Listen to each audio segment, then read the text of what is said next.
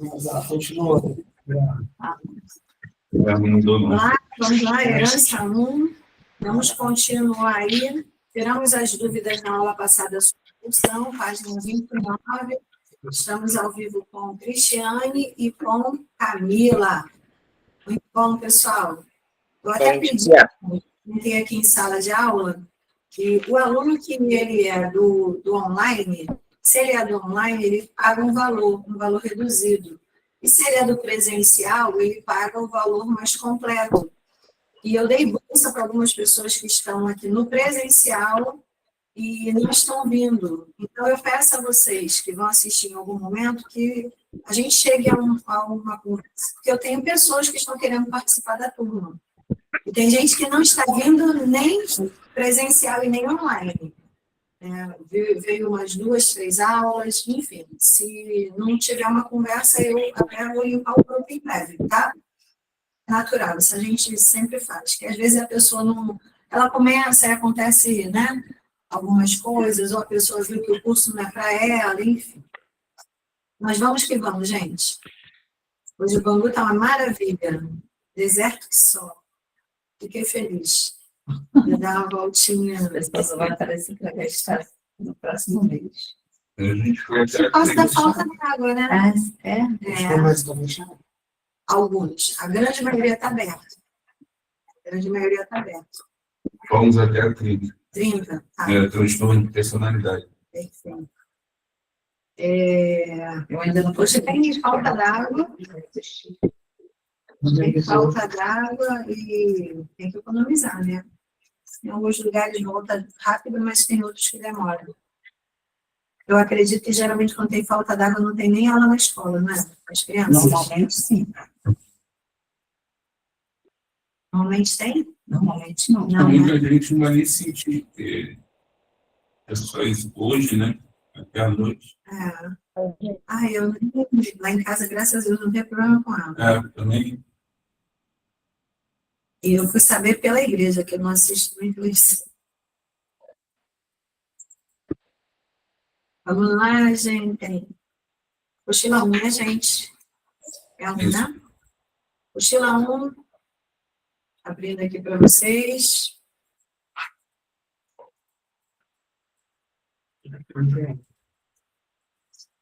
Na aula passada, nós fizemos uma reprise para eliminar dúvidas e vamos aqui compartilhar. Vocês que estão de casa, eu peço para ficar na frente da tela, de tela aberta, para eu saber que vocês estão assistindo aula.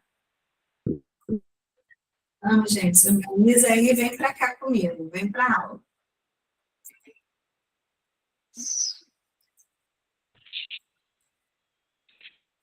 Vamos aqui. Compartilhando, gravando. Então, na página anterior, 29, nós falamos de pulsão de vida e pulsão de morte. Quem assistiu, quem estava presente ou quem não assistiu, tem que assistir. A pulsão de vida e a pulsão de morte é fundamental. É igual às fases psicossexuais que vocês vão aprender. É fundamental nas sessões de terapia, tá? E aí vocês precisam entender que a pulsão de vida não é só a vida. E a pulsão de morte não é só a morte. Tá? Então, tem que dar uma lida, assistir a aula anterior, que está bem explicadinho. Olha, na página 30, nós lemos ela, né? Fechamos ela, né, Deilton? A gente chegou até transtorno de personalidade. Na página 30 diz, e aqui até explica o que nós falamos na aula anterior, que a pulsão de morte não é inércia. O que é inércia? Uma coisa é você estar inerte, parado. Outra coisa é você estar em movimento por algo que te leva. O curso, você está inerte, você está dentro do curso. Você está dentro da família. Você está dentro da sociedade. Agora, imagina uma pessoa que está fora da sociedade, à margem da sociedade. Ela não se submete. ela está casada, mas ela não vive a vida de casado, ela está inerte à vida de casado, compreende? Ela é aluno, mas ela parou, ela ficou inerte ali, ela encerrou. Tá? Então, tem que saber que o paciente, ele, em momentos, ele para, mas tem que ser uma parada muito rápida. Essa parada pode ser por doença. Sim, pode existir uma doença para tratamento, mas você também pode, com essa doença, independente de ser um AIDS, independente de ser um câncer, independente de ser uma diabetes, você pode continuar vivendo, não é? Uma depressão, a mesma coisa. Mas tem pessoas que não suportam e paralisam. Aí você pode, Luciane, me perguntar, professora, por que tem pessoas que suportam e outras não suportam? Cada uma tem um limiar, um limite. E esse limite nós herdamos geneticamente. E detalhe, o meu ambiente de convívio, o genótipo, que é o herdado, e o fenótipo, que é esse ambiente. Esse ambiente é que pode me curar do mal que eu herdei da minha genética. Mas esse ambiente pode me corromper do bem que eu herdei da minha genética. Então, olha aqui, eu vou colocar no quadro. A diferença, genótipo, a diferença para o fenótipo.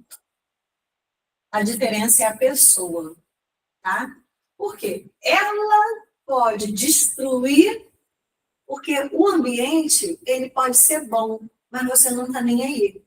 O ambiente pode ser ruim, mas também você não quer se corromper. Então, genótipo, genética, e fenótipo, ambiente. Então, percebam que a diferença é o sujeito. Tá, gente? A decisão desse sujeito é o que vai, que é o nosso paciente, tá? É o nosso paciente. Porque são escolhas dele. O que manda em mim não é o genótipo. Porém, se eu não começar a me posicionar, a genética pode me levar para a morte. Se os meus pais, meus avós, meus bisavós não tiveram sucesso e eu não faço nada para mudar, gente, eu estou totalmente numa zona de conforto. Aí nós vamos ver que a pessoa está tendo uma pulsão de vida para a genética e uma pulsão de morte ela não quer viver. Porque a pulsão de vida é articular, mas a pulsão de morte é desarticular. Entende? Então, nós precisamos compreender. É algo técnico que, na prática, todo mundo vive. Tá? Ninguém consegue fugir disso daí. Quando é que, então, a gente foge? Quando é que a gente sai desse lugar? O Deilton poderia perguntar. Quando, Deilton? Quando eu começo a me conhecer. Somente o autoconhecimento que é libertador. Que aí eu não vou viver mais do que a minha genética me proporcionou de ruim. Eu posso até ser melhor do que todos eles. Se eles me trouxeram uma base boa, uau, eu tenho um trampolim, eu tenho uma pista para voar. E o ambiente, o fenótipo? Se o fenótipo quer me destruir, eu tenho que me posicionar. Eu me conheço. E eu sei que eu, nesse ambiente, já era. Como também no fenótipo, sabe de uma coisa? Eu vou aproveitar esse ambiente, porque esse ambiente já transformou A, B, C, eu quero também essa transformação. Mas um sujeito tem que se conhecer, que é o autoconhecimento. E aí, gente, muitos vão morrer e não vão viver isso. Oi? É o que é mais, como é mesmo, difícil, não. Desafiador. A senhora falou desafiador. É o mais desafiador. Que vocês eu peço a vocês, como alunos, vocês vão estar anos-luz do paciente de vocês. Aqui, cada curso é uma terapia. Vocês estão se conhecendo, mas o paciente de vocês não. Então, não queira que o paciente de vocês seja transformado da noite para o dia, porque olha a mudança de vocês como é processual. Então, não pense que ele, numa sessão de terapia, ele vai ser transformado. Olha aqui, na sessão de terapia ele fala mais. Aqui quem fala mais sou eu. Na sessão de terapia você escuta. Aqui você também escuta. Aqui você pega o conhecimento para você desvendar esse conhecimento e aplicar com o paciente. Então, quando esse paciente trouxer algo, não é difícil. O paciente vai trazer algo e quando ele trouxer, eu vou pegar as mesmas palavras e vou apresentar a ele. Então, quer dizer que você está decidido a uma mudança. Eu já sei que esse paciente vive de mudança. E como é que eu vou convencer esse paciente a não cair mais uma vez em uma mudança errada? Se eu disser para esse paciente assim, você só vive mudando, você muda de cabelo, você muda de roupa, você muda de igreja, você muda de emprego, você muda de marido, você muda de família. Qual é a forma de eu fazer com que esse paciente raciocine? Porque eu posso fazer ele reforçar, se eu falar isso tudo para ele. Ah, então ótimo. Então quer dizer, Deilton, que você está, mais uma vez, olha só, isso é estratégico. Isso é estratégico. Quer dizer que você está mais uma vez, que bom que você está tentando para mudar, porque você já mudou de cabelo, você já mudou de casa, você já mudou de profissão, legal. Agora você está dizendo que dessa vez vai valer. Nesse momento, o Deilton ele vai pensar, então, porque eu trouxe para ele uma credibilidade que ninguém acredita. Talvez ele se arrisca toda vez porque ninguém acredita nele. Então, ele tem muita força de acreditar nele e com isso ele faz as besteiras da vida dele. Mas aí agora ele vai pensar, porque olha só, mais uma pessoa que ele não quer frustrar. E principalmente nesse momento que ele está mais maduro, já viveu outras coisas. Aí eu digo, então, dessa vez tem que ser para valer. Entendeu? Porque nas outras vezes, sabe, eu tentei, mas, sei lá, eu não estava com tanta determinação. Agora vai.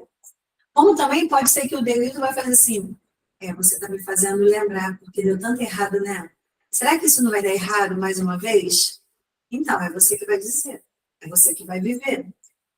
Você está disposto a dar errado mais uma vez? Entende? Agora, se eu embarrero esse paciente, que é o que acontece dentro das casas, dentro das famílias, né? As pessoas já têm história a respeito de nós, não querem, alguém entrou com o microfone aberto, por favor, fecha, não estou vendo quem é. Eles não querem que a gente fique queimando cartucho, né? E aí, elas controlam a nossa vida mais do que a vida delas. É o que uma mãe faz com os filhos, é o que, de repente, o marido faz com a esposa, é o que o líder faz com o liderado, é o que o patrão, que está vendo o dinheiro dele indo embora, ele faz com o funcionário. Mas eu quero que vocês hoje tenham uma reflexão. Quando se tenta mais uma vez, Camila e Cristiane, deixa eu ver quem entrou.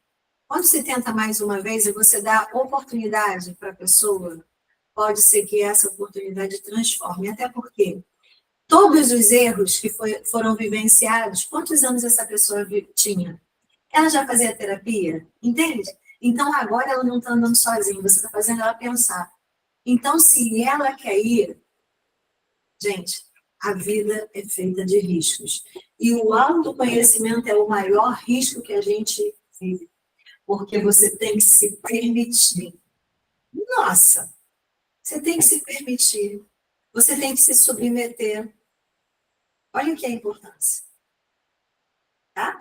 Então, vamos continuar lá na nossa leitura. Arrisca, gente, com o paciente, ele querendo, mas não empurra ele para esse lugar se ele não quer. Falamos de sublimação. Sublimação Tem que iniciar, tá, gente? Tem que iniciar de 2 a 4 anos, que vocês vão aprender. Coloque aí, que a gente vai explicar isso melhor nas fases psicossexuais.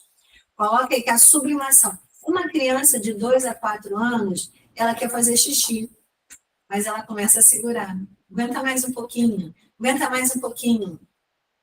Uma criança, ela já quer comer, espera. Uma criança, ela quer a mãe. Agora não, fica aí. De 2 a 4 anos, a sublimação está na construção do superego. Vocês vão aprender isso em breve. Transtorno de personalidade. O indivíduo apresenta como característica básica o quê, gente? Vamos ler? O fato De sofrer ou de faz sofrer a a sociedade. não é? E não não aprende com a aprende com experiência. experiência. Gente, a pessoa que tem transtorno de personalidade, ela deixa todo mundo ao redor sofrendo. Raquel, e como a gente não tem transtorno de personalidade? Deixa eu abrir aqui a minha câmera, vou colocar bem grandão aqui para vocês. Fazer. Não faz. Faz. É porque a pessoa faz sofrer. Ela faz sofrer todo mundo ao seu redor. Deixa eu colocar aqui. Pensem comigo agora. Não tem. Não aprende. Pensa comigo aqui agora. Vocês vão aprender neurose. Vocês também vão aprender psicose. E eu estou acrescentando uma leitura de um livro que é para enriquecer, que eu dou lá na supervisão. Mas, geralmente, eu não leio o livro com ninguém. Então, eu estou fazendo uma leitura do livro, que isso vai facilitar, tá? E vocês vão aprender em breve perversão. Mentes perigosas. Isso aqui é uma estrutura psíquica que uma pessoa pode ter saúde mental. Se ela tiver, ela não vai desenvolver a estrutura psíquica que ela nasce. Você nasce com neurose só. Só. Você não tem psicose nem perversão. Tá? Aí eu posso ter as três? Não. Nós nascemos com uma estrutura psíquica. Alguém pode nascer com psicose e outra pessoa com perversão. Todas as três estruturas têm que ter saúde mental. Uma pessoa que tem saúde mental, ela consegue viver em sociedade. Vive em sociedade.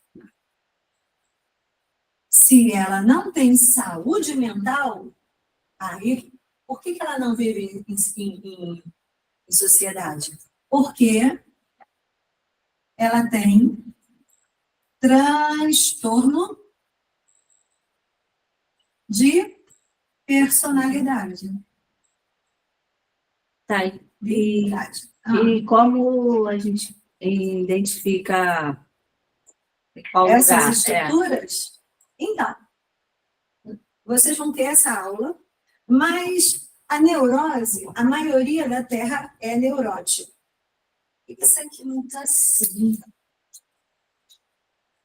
E vai.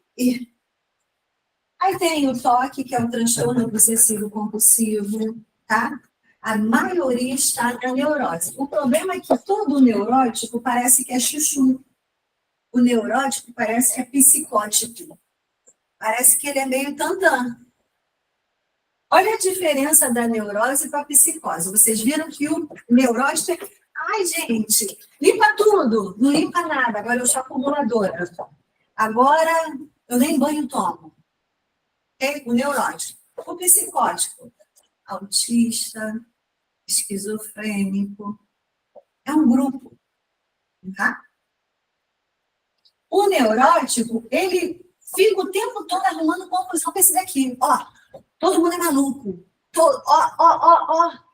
Só que o psicótico, 0 de atividade sexual. Inclusive, o corpo está pronto. E aí a medicação vem para inibir a atividade sexual. Por quê? Eles têm limitações. É uma construção psíquica que tem substâncias que ainda hoje estão sendo estudadas. Tá?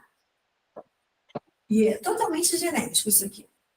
Famílias que usam medicação, drogas, vão ter filhos psicóticos. A grande maioria de filhos autistas são netos de avós e de avós, homens e mulheres, que usavam drogas e álcool. Em sua grande maioria, drogas. Tá? E aí, no netinho vai ter a consequência lá do autismo. Aí tem alimentação, o uso exacerbado de ketchup, o uso exacerbado de trabalho, de estudo, tá? Aqui, vocês já viram The Chosen? Não acredito. Não acredito. Sério? Minha filha que assiste. The Chosen. Gente, é lindo, tá na Netflix. São vocês que estão aí, Cristiane e Camila, já assistiram The Chosen? Não. Ah, eu não Um acredito. pedacinho só, um pedacinho. Um pedacinho. Ó, tem Os Escolhidos, não é esse. O The Chosen que é o que é Jesus e os discípulos. É lindo, gente, e é bem característico. É anos-luz. Vocês já assistiram as novelas da Record? Eu não. Mas o pouco que eu assisti o The Chosen foi no bolso. Tá? Porque as novelas da Record, às vezes, caem em conflito. Isso pelo que eu ouvi, não pelo que eu vi, tá? Que eu nem assisti. Mas o The Chosen, ele chegou há um tempo. Para você assistir, era pago, porque é todo mundo voluntário. E é um serviço de anunciar o evangelho. E ele é bem explicadinho. Então, cada série... Aí tem aqui no The Chosen o Mateus, que é o republicano, que ele é autista. Lindo. Lindo, lindo, lindo, lindo, lindo, lindo. O Mateus, a Maria fica o tempo todo. Ah, Mateus, você tem que entender o Pedro. Aí fica aqueles conflitos, porque o Pedro é sanguíneo demais. E o Pedro, ele defende Jesus, ele vai lá e arruma confusão, mas ele não cruza com o Mateus. Depois, lá na frente, tem outra mudança entre eles, que o Pedro é tratado e o Mateus também. E o Mateus, por ser republicano, por ser cobrador de impostos, o Mateus é rejeitado por todos os discípulos. E ele fica assim, ó, o tempo todo, igual um autista, ele fica perdido. E ele de cálculo, Jesus fala para ele, escreve, como é que se fala? O sermão da montanha. E ele ali, ele anda com caneta o tempo todo, ele é todo, mas tem a história porque ele é republicano, né? Publicano, tem a história da família dele, a rejeição. Gente, porque a gente lendo na Bíblia, eu consigo ver Mateus assim. É mesmo? Que legal! É porque o Mateus... Eu lendo, eu consigo... Essa pessoa que você está Que legal! Eu já consegui perceber ele assim. Porque ele tem um grau a mais. Sim, é inteligente. Foram chamados antes de Mateus. E Mateus, o engraçado é que ele se levanta e segue a Jesus. E assim ele abandona tudo, ele tem dinheiro. E tem que ver a cara dele assim. Gente, é lindo. Vale muito a pena ver. A decisão dele é muito louca. Ele abandona fortuna, abandona tudo. De todos, o Mateus, para mim, foi o mais apaixonante. Até porque o autismo, ele não é compreendido por muita gente. Então, vale muito a pena vocês assistirem. Isso está difícil compreender minha esposa. Ela é autista? Ela tem um grau de autismo. Poxa, ansiosa. E você vai assistir e você vai compreender. É lindo, lindo, lindo. A Maria Madalena, ela é perfeita. Eu acredito que eu tenho... tem que entender. Que eu tenho um dos meus filhos, tem um grau de autismo. Tá? Eu quero saber quem é que não tem. Ele tem. Por quê? E o perverso, esse daqui, 0 de sexo. Esse daqui, o sexo já é diferente. Vocês vão entender que o sexo deles, eles viram cafetões, eles fazem a indústria da pornografia, mas eles não são pornográficos. Eles são anos-luz, gente. Esses daqui, eles usam os corpos, qualquer filme que você já viu de venda de mulheres, de crianças, são eles que estão aqui encabeçando. A atividade sexual com eles é aprendida, porque assim como eles não sabem o que é emoção. Já o neurótico, ele parece que é psicótico.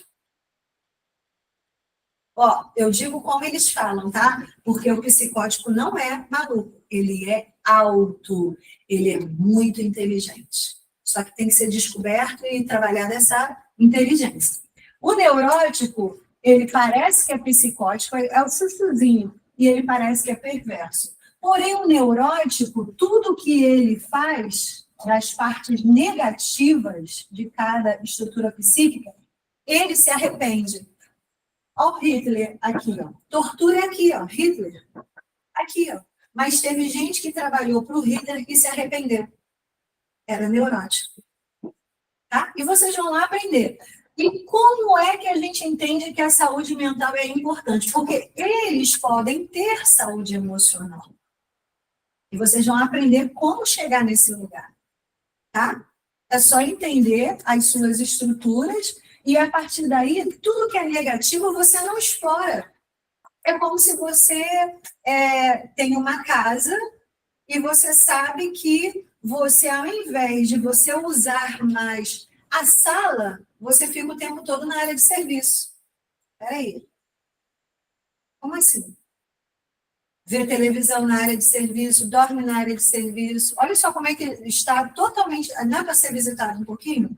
Se a gente não conhece, a gente faz isso. Então, ó, viver em sociedade.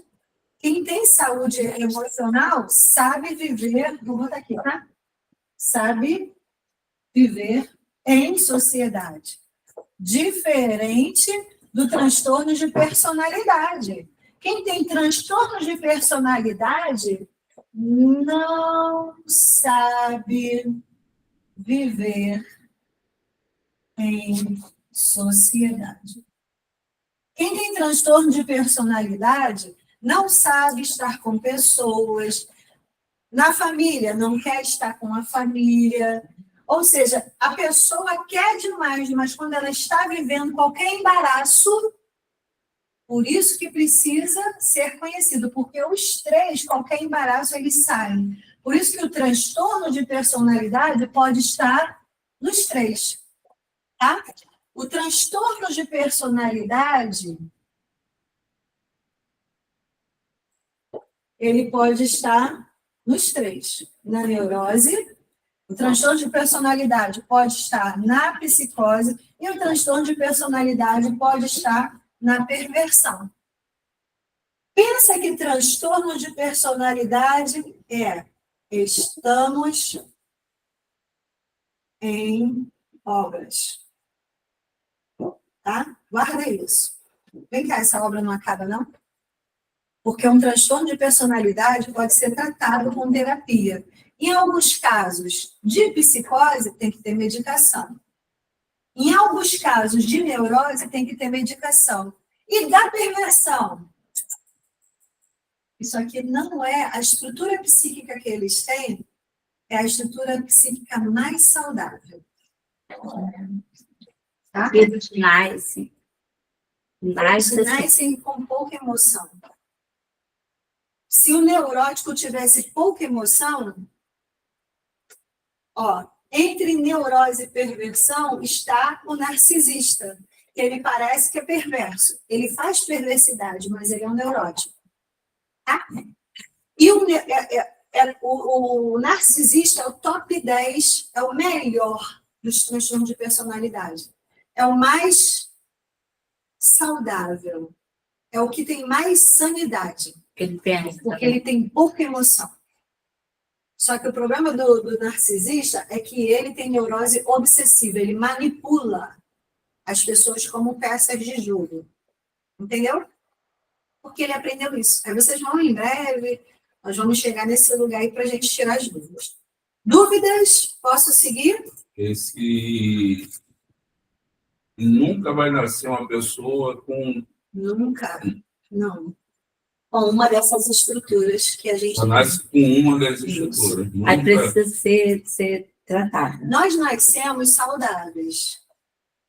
Com saúde Com mental. saúde mental.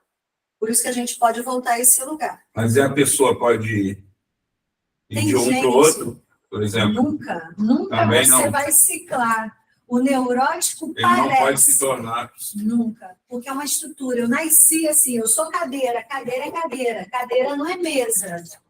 Perversão é perversão. Perversão não é neurose. Entendeu? É uma estrutura que foi nascida. Nascemos com saúde mental, saúde emocional, saúde psicológica. Nós nascemos. Entretanto, tem gente que nunca chega na neurose. A família é tão de boa que a pessoa tem uma vida em equilíbrio. É raro. É raro, tá? É raro porque tem um pai que vem de uma família, tem uma mãe que vem de outra família, tem um ambiente.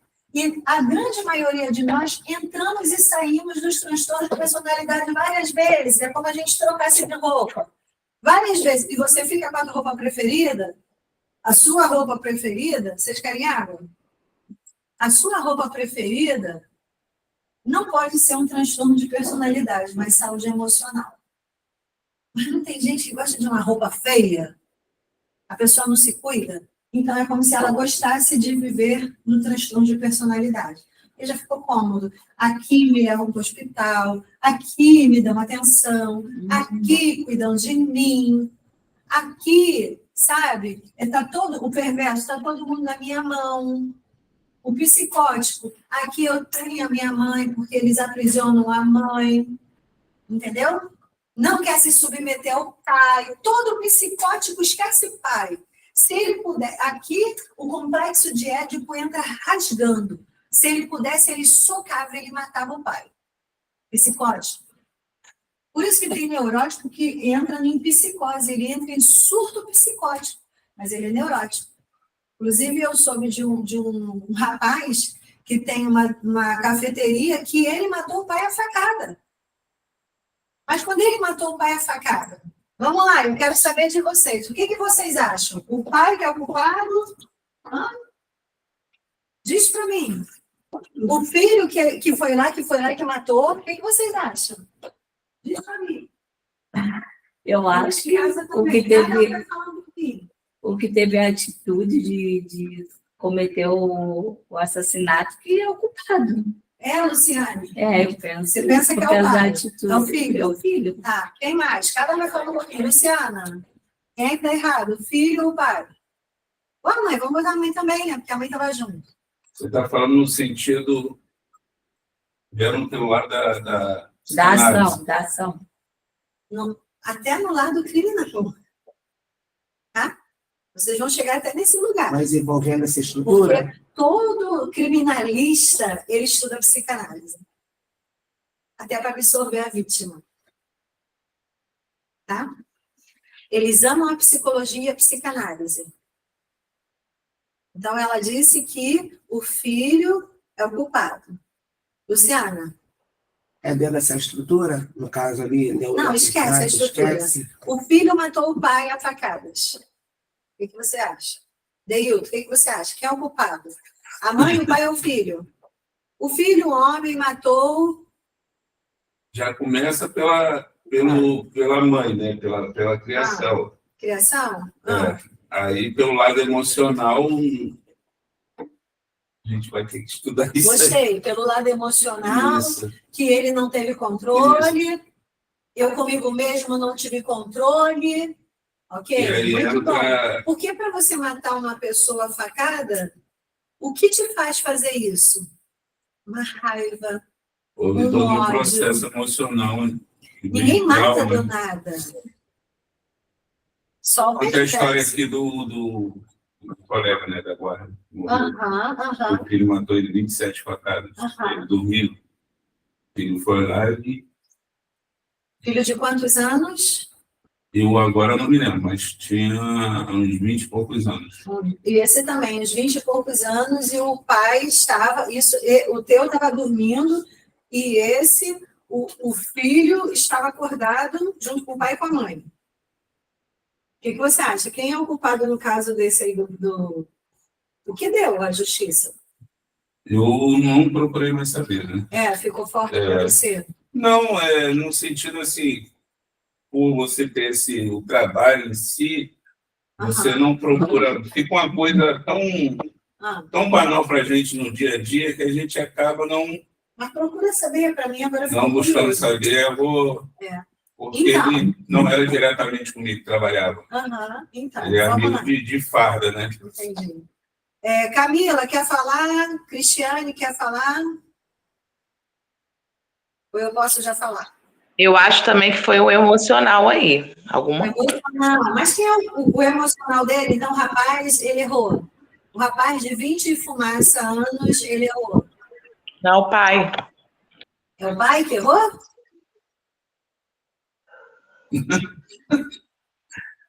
Eu acho que é um conjunto, né? É o conjunto? É o conjunto. A mãe, o pai, por não ter dado uma estrutura emocional para o filho, a mãe acaba se vitimizando, na verdade, em vez de se posicionar em certas situações, a mãe não se posiciona e se coloca no local de vítima. E como é filho homem, como eu tenho 2 homens em casa... Você sabe o quanto isso é possível, né? Não, é possível, já aconteceu comigo. Eles se colocam, quando chegam a uma certa idade... Como defensor. Eles acham numa autonomia de proteger a mãe. Porque isso é o complexo de Édipo. No complexo de Édipo, vocês vão aprender que existe uma competição natural. Igual os cachorrinhos. É um combate. Isso, os cachorrinhos que começam a morder a boca do cachorro velho, aí o cachorro vai... Ou seja, os filhos, assim como a mãe, tá? A mãe com as filhas e o pai com os filhos. Eles vão testando as suas forças, a ponto de... O Freud fala de totem e tabu. A ponto de o alfa até matar os filhos, na época do totem e do tabu. Vocês vão aprender isso lá no final do curso, que eu entro nesse assunto aí. Mas o declínio do complexo de Édipo é o quê? Os filhos precisam ser forjados dentro da nossa casa, mas eles precisam saber quem são os pais. Eu amei ver isso na minha casa quando eu era estudante de psicanálise. Meus filhos brincando com meu marido e ficavam os 2 para segurar ele no chão. E ele ali, né, puxava, até que os garotos foram crescendo. E cada vez mais isso foi sendo, sabe, eu comecei a ver ele vermelho. E ele ali derrubava os garotos e os 2, ele mobilizava os 2. E aí o tempo foi passando até que ele não conseguiu mais se soltar. E os 2 ficaram fortes ali, e os 2 agora tentam um ser mais forte que o outro, que isso é natural. Agora você imagina que isso acontece na discussão. O filho chega dentro de casa e ele fala: eu sei das coisas. Você sabe, pode até saber, mas eu sei da vida. A filha chega para a mãe: mãe, você não sabe de nada. Aí a mãe escuta. A mãe que tem saúde emocional, ela vai dizer: é mesmo, minha filha? Me conta. Eu não sei do quê, então me ensina. Poxa, muito obrigada, mas eu vou te dizer, com a minha experiência, e pode ser, e eu torço para que nunca isso aconteça contigo, mas deu errado comigo nisso.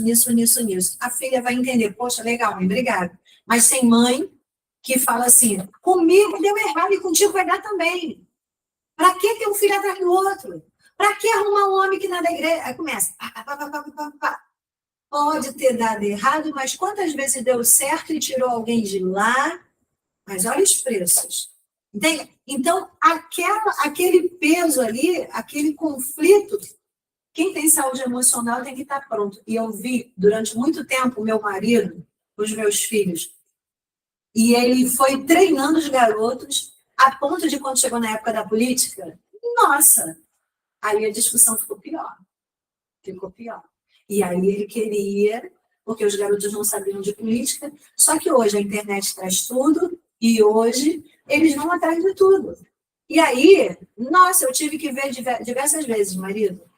Peraí, eles não estão errados, não. Sai desse ponto. Sai desse pensamento. O Bolsonaro não é o Messias. O Bolsonaro, ele tem algumas falhas, mas ele é o melhor até agora. Você tem que deixar isso claro para eles, comparado ao outro. E olha, você não tem ideia os conflitos que a gente viveu dentro da nossa casa, mas valeu muito a pena. Então, a saúde emocional é você ter o equilíbrio. O declínio do complexo de Édipo é quando os filhos saem da ilusão dos pais. O que é isso? Você tem filhos?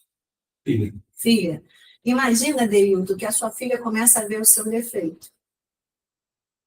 É muito ruim quando o filho começa a ver o nosso defeito. Mas se o filho não vê o nosso defeito, a sua filha vai se encantar por qualquer garanhão. Quando ela vê o seu defeito, é o declínio do complexo de Édipo. E ela chega, aí ela vai te peitar. Ô pai, olha só, tu tá errado nisso, nisso, nisso, nisso.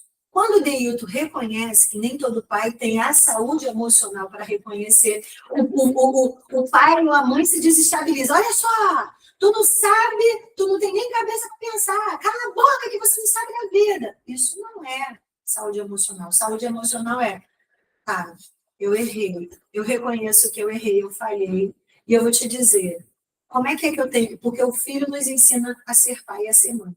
A partir dali, o filho já começou a fazer o primeiro estágio conosco. E aí, quando eu, mulher, reconheço, o meu filho, ele vai buscar uma mulher que reconhece. O meu filho não vai se submeter a uma mulher que vai encantar ele, que é falsa com ele. Por quê? Porque eu, mãe, eu reconheço que eu erro. E eu declino. Eles precisam ver isso. Quando eles veem isso, eles estão curados. Quando elas veem isso, elas estão curadas. O problema é o egoísmo, o ego, a avareza.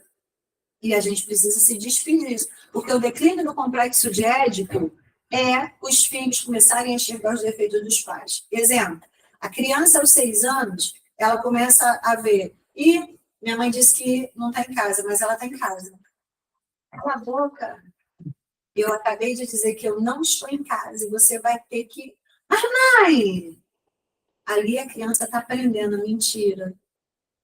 Tudo a gente ensina, tudo que não presta, nós somos os professores dos nossos filhos. Agora, a cura é a gente reconhecer o que a gente está fazendo nada mais do que os pais da gente fizeram com a gente, e a gente aprendeu. E quando a gente tem o declínio, aí o nosso filho vai para a vida mais maduro. Agora, quando eu falo, meu filho, eu sou a lei, eu entendo de tudo, eu sei de tudo, o filhinho, a filhinha vai para a vida achando que sabe de tudo e vai quebrar a cara. Por quê?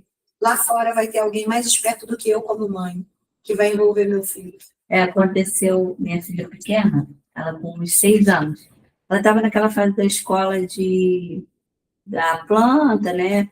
E aí teve aquelas curiosidades, como o bebê vai para a barriga da mãe e tudo mais. Eu expliquei da sementinha, né? Que o pai coloca, não sei o quê. E aí cresce o bebê. Quantos anos ela tinha? 6 anos. Aí eu saí, fui para um curso que eu estava fazendo, ela ficou com a minha mãe. Passado uns dias, né? A gente teve essa conversa. Aí, quando eu abri o portão, ela começou a gritar, mentirosa! Você é uma mentirosa. Eu falei, que isso? Ainda passei vergonha na escola. Aí, falei, que isso? Hoje sabe de tudo. Ela foi, me contou toda a situação que a amiga dela tinha contado para ela. Destruir a sementinha. Eu fiquei como mentirosa. Aí eu falei para ela, filha... E aí, você reconheceu? Eu falei, filha, eu entendi que não era o momento, eu achava que não era o momento de você aprender dessa Você forma. falou assim, calmamente? Falei. Parabéns. Aí ela falou assim, mas por que você não me falou a verdade? Falei, porque eu fiquei com vergonha. Não estava preparada para conversar. Eu não sabia que você estava tão madura. Aí ela pegou, entendeu? Porque aos 6 anos você tinha uma mente. A gente acha que os nossos filhos aos 6 anos vão ter uma mente. Sim, e eu fiquei... Os nossos amigos são os nossos absurdo. amigos. Os amigos dos nossos filhos são de outra era. Aí ela assistia televisão, um dia tá lá a mulher falando, a primeira vez que a gente transou, ela olhou para mim, ela me perguntava muito. Eu já tenho 26 anos. O que é transar? Aí, já, antes dessa pergunta, eu falei, então, Igual um cachorro, não tem um cachorro? Pronto, é a resposta mais não, aí eu, simples. então, eu tenho uma boneca, você tem uma boneca, certo? Aí eu quero trocar com você, a gente fez uma transação. Aí ela ficou assim, ó. Aí com isso o pedófilo engana. Vamos ali, você quer uma boneca? Eu não sabia lidar com isso. Agora, com os meninos já foi diferente, que aí eu consegui, aprendi com ela, então eu sempre fui muito aberta com eles. Que legal. Então, aberta que a gente fala, mãe, chega, não precisa disso tudo, não, Aham, você precisa entender como é que funciona. Aham. Porque, como eu tinha passado por um abuso, eu ficava com medo de ser tão aberta, tinha vergonha, eu acho. Sim. Eu acho que era vergonha que eu sentia. E a gente vem de outra época, né? Sim. Choque cultural e temporal, né? Sempre há. Se você não colocar a cabeça para pensar que você veio de uma outra época, uma outra Era cultura, tudo muito... né, de um tempo tabu. passado que não é o mesmo que agora, você vai É ter o um embate totem com os seus e o tabu. filhos. É o totem e o tabu. Você vai ter um embate com os seus filhos, porque os seus filhos já estão bem avançados e você acha que ainda é aquela criancinha, né? E aí você não consegue assimilar. E os filhos, eles vêm com muita inteligência. A gente que pode fomentar isso, a gente pode destruir. Por quê? Você é inteligente, Deilton? Você só tem uma filha? Só. Ela veio com a inteligência toda da sua mulher também. Então, ela vem com a sua inteligência, e detalhe, ela vem com a inteligência da sua mulher. Luciana, você tem filhos? Não, você tem, né? Quantos? 3. Então, todos do mesmo pai? Sim. Eles vêm com a inteligência do marido também. Então, assim, vem com a parte negativa e vem com a parte boa também. Então, por mais que, exemplo, eu tenho meu filho, eu me sinto inteligente, mas ele tem tudo de bom também do meu marido. Então, quando eu estiver conversando com meu filho, eu já me conheço, então eu sei aonde chegar, mas eu também não sei resolver as questões com meu marido, então é ali que eu consigo resolver as questões com meu filho. Da mesma forma como é com meu marido. Por quê? Ali é o Elielzinho, nos dois, porque tem a predominância da minha personalidade. Sendo que o primeiro é a minha predominância, que um veio com a predominância feminina, que é o Micael, e o outro, a predominância do pai. Aí você imagina, eu já trouxe isso para vocês, até na cura da alma, né? Você veio da cura da alma, né? Então, nós vamos ainda mergulhar nisso aí. E como é que a gente resolve isso? É no autoconhecimento. O curso, ele faz com que vocês venham se conhecer. Uma época da minha vida, quem me salvou foi minha filha. Sem ela nem perceber, ela tinha 10 para 11 anos, e eu não deixava de buscar, né? Porque eu já tinha me separado, eu me separei quando ela tinha 6 anos, da mãe dela. E eu sempre cuidei, desde o primeiro dia que a gente se sentou para começar a se separar, e aí eu já fui no outro dia da entrada, na pensão, tudo direitinho. Ela nunca foi a mãe, mas eu sempre dei fora, desde até hoje, né? Eu ajudo a minha filha. E assim, e teve um momento na minha vida que eu estava... Ela é você. Eu estava tão... A personalidade predominante dela é a sua. E você se realiza nela. Com certeza. Cuidado para você não dar a ela muito crédito que você acaba sem. Não, eu tenho esse equilíbrio. Ela é muito centrada nas coisas. Com o passar do tempo, eu conto mais sobre essa questão. E eu estava muito envolvido com a bebida, muito mesmo. Só que eu não estava percebendo que eu estava repetindo o meu pai, o padrão do meu pai. Eu estava repetindo na minha vida e eu não estava percebendo. Eu estava pegando, ou buscava minha filha ou entregava minha filha embriagada. E aí, num dia desse que eu fui buscar ela olhou para mim e falou assim: pai, o senhor só me pega bêbado. Né? Porque ela viu que eu estava embriagado. Sim. E aquilo ali foi como se fosse um enfrentamento. Não, uma facada, né? Tipo assim, me deu Eu voltei à realidade e eu falei, caramba, o que eu estou fazendo com a minha vida? Qual é o exemplo que eu estou dando para minha filha? E aquilo mexeu muito com uma palavra simples que ela falou para mim, uma frase, que fez toda a diferença para mim depois dali. Eu comecei a, não posso dar esse conteúdo, né, de conhecimento para minha filha. Não posso apresentar essa vida para ela. Isso, e aí fez eu mudar todo o meu conceito de bebida, de tudo, e eu consegui me libertar e fugir, né, desse caminho, porque eu vi que eu estava repetindo aquilo que meu pai fez com a gente. Tudo que meu pai fez, meu pai era alcoólatra. E aí eu estava seguindo um padrão.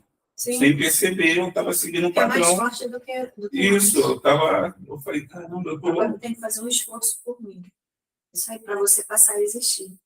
E aí eu consegui, mas ela começou no mesmo ritmo também.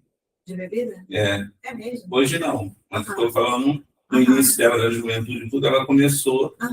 E aí eu falei, como é que eu vou quebrar isso com ela, se ela teve exemplos, né? Mas aí você já tinha parado quando ela começou? Já. Aí você foi e reconheceu, disse para ela, olha, eu não parei.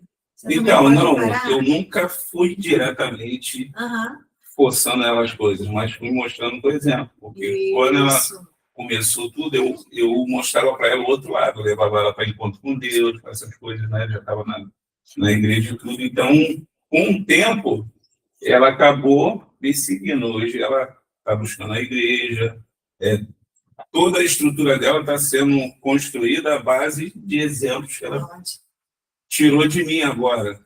E ela dá exemplo do pai, tudo. Mas porque eu consegui ainda a tempo. Você deu start. E aí, a facada, gente, o que vocês acham? Então, o filho, ele vai repetir o padrão, tá? E quem é que coloca o limite? É o pai. Só que, como bem a Cristiane falou, eu comigo mesmo, quem constrói é a mãe. E hoje nós vemos aí nas mídias sociais, nós vemos o quanto as mulheres têm incentivado, fomentado, envolvido os homens a várias ações. A mulher sai do carro dizendo, pega ele, quando vai ver o marido dela está assassinado.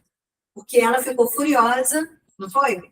Ela não fica, resolve! Ou ela vai numa briga e o marido, que uma mulher fica quieto, para com isso. E aí, quando vai ver, ele acaba sendo a vítima de uma pessoa totalmente cheia de emoções negativas. Então, a mulher ela precisa ter um equilíbrio, porque ela vai trazer esse equilíbrio com ele mesmo. Pode vir, meu filho, eu estou dando aula. Estou na frente da turma. Estou na frente da turma, olha. Então, quando eu entendo que eu, mulher, eu preciso trazer esse equilíbrio, porque vai construir na minha filha, no meu filho, eu comigo mesmo, como é que estão as mulheres hoje? E aí, nesse caso, essa mulher, a mãe desse filho que tinha a doceria, a cafeteria, essa mulher já estava separada desse pai. Só que esse pai não queria sair de dentro da casa.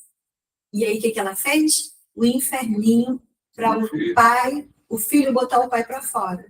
E o pai não queria sair. E o pai não queria sair. Só que o filho não sabia que a mãe já estava com outro homem.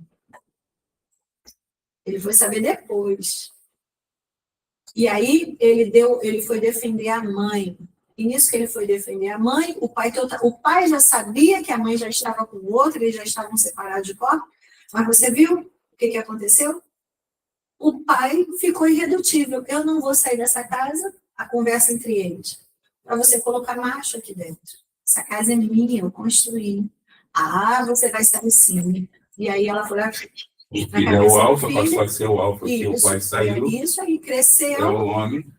Ela fez que a Cristiane, ela colocou bem, ela fez a vitimação, e aí o que aconteceu? Ela teve o pai do filho dela morto e o filho preso. Só que o O bairro foi para a justiça para dizer quem era ela. E aí ele foi absolvido. Entende? E ela está respondendo o processo aí.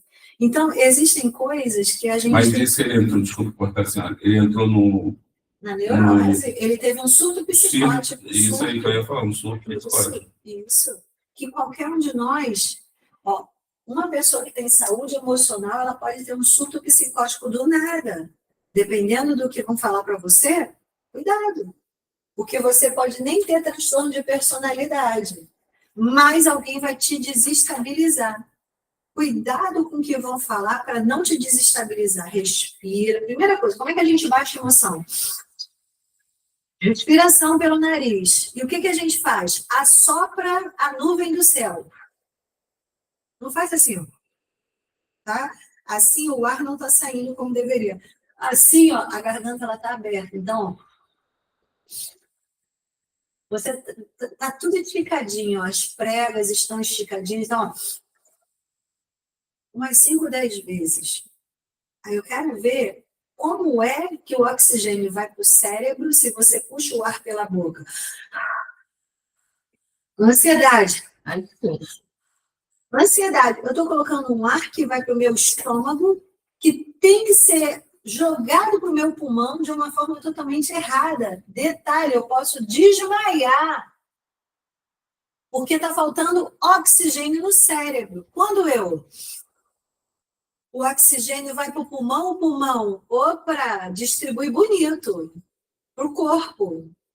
Oxigênio no cérebro. As placas, as veias, elas, é como se as placas colam. O cérebro da gente tem 2 litros e 600, 2 litros e 800 de sangue. Imagina muita emoção. Quando nós fazemos jejum, que o nosso cérebro está desintoxicado, a gente pensa muito mais. Mas muitas pessoas que têm muita emoção, o cérebro dela está com muito colesterol e muito açúcar. E aí é fogo de artifício, gente. Quando a gente faz o detox, o mesmo sangue que corre aqui é o que corre aqui.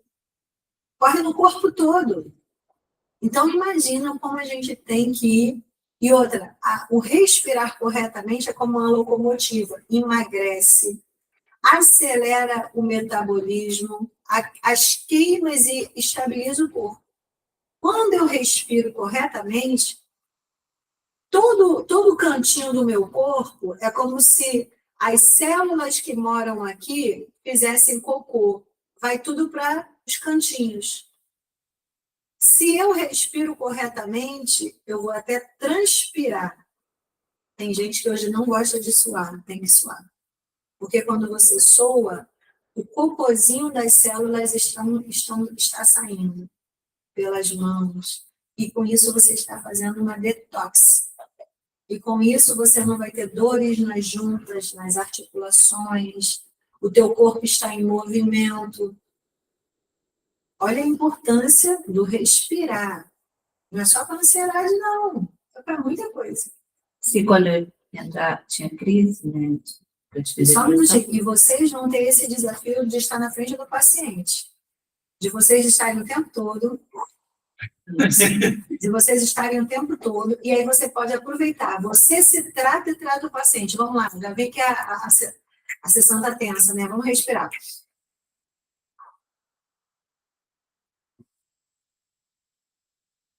Vamos lá. E ó, o que tem gente que faz? Não, gente. Tem que sair o gás carbônico. Quando lembra da máscara? Depressão. Eu coloco o gás carbônico para dentro. Tem gente que não coloca o gás carbônico para fora. Depressão. E está puxando oxigênio. Quando eu coloco para fora o gás carbônico, tem gente que tem depressão. Tem gente que tem insônia. Tem gente que não tem um sono sossegado. Por quê? Coloca o gás carbônico. É a fumaça. Até para pressão alta. Pressão alta, ar para fora. Pressão baixa, ar para dentro. Tem que ter. Quer tirar a pressão baixa? Quer baixar a pressão? Nosso corpo é uma máquina. A mais perfeita que existe. Quando eu tive depressão, eu sentia muita dor nas juntas. Muita. Era a dor no corpo, dizia assim, que era uma... agora você falando sobre... Legal. Você respirar essa coisa de junta. Ó, transtorno de personalidade. O indivíduo faz as pessoas sofrerem. Só que não pense que ele entende que ele está fazendo você sofrer. Não pense. Ele não tem condição. Porque ele também está sofrendo. Imagina uma pessoa que está sangrando. Vai fazer você sangrar também. Mas detalhe, da mesma forma como ele precisa, é igual uma pessoa com fome. Como vai te dar comida? Não vai conseguir te dar comida. Então, ele nem vai saber que você está com fome, porque ele está com fome. Uma pessoa que tem transtorno de personalidade, gente, ela sofre demais e faz todo mundo ao redor dela sofrer. Só que ela não tem consciência. A dor dela está tão grande que ela não percebe que ela está machucando as pessoas. É como se uma pessoa estivesse com um ataque epilético. Ela está mordendo o dedo de alguém, arriscada ela cortar um dedo, se você botar o dedo na língua dela. Mas o que ela está sentindo é tão dolorido quanto aquele choque, é tão dolorido quanto aquela pessoa que ela não consegue perceber a dor do outro, né?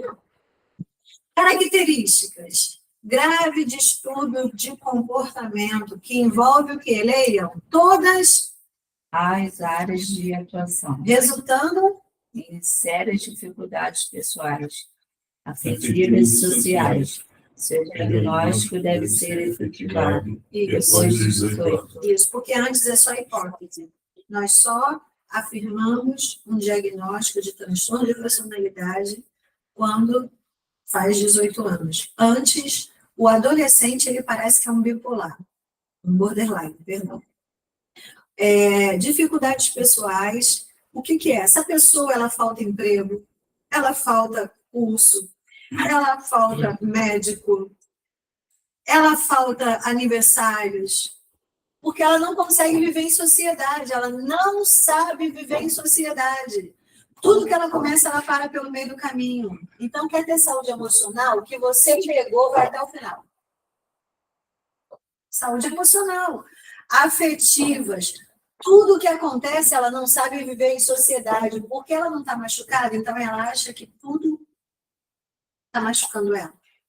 Tudo está machucando ela. Todos estão machucando ela. E sociais, ela não consegue estar, porque qualquer coisa ela acha que é com ela. Tá? Só que ela não percebe que ela está também machucando todas as pessoas ao seu redor. Segundo a Organização Mundial da Saúde, de 1993, e o CID-10, o CID-10 é o manual de diagnósticos de doenças internacional. Qualquer doença, artrite, artrose, doença mental ou doença física, pneumonia, pressão alta, do mundo todo tem no CID-10. Então, segundo a Organização Mundial da Saúde e o CID-10, podemos definir, de uma forma geral, que os transtornos de personalidade, segundo as características, primeiro, leiam, surgem na infância e na adolescência. E são estados ao longo da vida. Se não fizer terapia, vai surgir e vai ficar. Pode ser que a pessoa lá na fase madura, ela trate o transtorno de personalidade, mas pode ser que a gente trate na infância e ela nem desenvolva, tá? E na adolescência também. Então, surge, vocês estão entendendo que surge. O tratamento pode começar bem cedo. Segundo, conjunto de comportamentos e reações afetivas desarmônicas. Envolvendo aspectos da vida. Ou seja, ao invés de... A gente está aqui na sala de aula, tem gente que começa a rir e falar alto, tem gente que começa a chorar. Ou seja, não é para estar numa sala de aula. Tem gente que vai para o cinema, começa a brigar dentro do cinema. Tem gente que está no aniversário, vai expulsar demônio no aniversário. Olha só, não está uma coisa desarmônico? Se ela quer expulsar o demônio, vai para o quartinho, expulsa o demônio lá. Entende? Vai no banheiro, expulsa o demônio. Mas olha só, ela mistura as estações. Ela está dentro do trem ela quer transar na frente das pessoas. Olha como é que é isso? Entende? Ela está no casamento, mas naquele casamento ela agora vai dizer para todo mundo: olha, eu traí, ou ele me traiu. Entende? Olha só, ela não consegue entender os momentos. Terceiro, comportamento e a resposta afetiva são permanentes, de longa duração e não episódica. O que quer dizer isso? O episódico é um surto. Qualquer um já viu aquele filme Um Dia de Fúria? Sim. Que o homem sai do trabalho e ele bate em todo mundo? Gente, qualquer um de nós podemos fazer isso. Mas a gente não pode fazer isso toda hora. E quando a gente fizer, e se fizer, a gente tem que voltar. Primeira coisa, vocês aqui no curso aprendam a viver o dia de fúria de vocês. Porque senão vocês podem entrar em surto psicótico, porque vocês vão transbordando igual uma caixa d'água que vai vazar. Se você vê uma situação, a melhor coisa é você enfrentar de forma inteligente. Viu, Luciana? Enfrenta de forma inteligente e mostra para todo mundo que você está alterada. E todo mundo fala: você está alterada. É, né? Vocês nem me viram alterada ainda. Aí você vai ver isso. É tipo assim: taca fogo no circo e ver os palhaços fazendo as palhaçadas. Eu conto um exemplo que eu tinha... Ai, meu Deus do céu. Eu tinha mais de 30 anos. E aí, os vizinhos lá do meu pai botavam o cachorro para fazer sempre cocô na porta.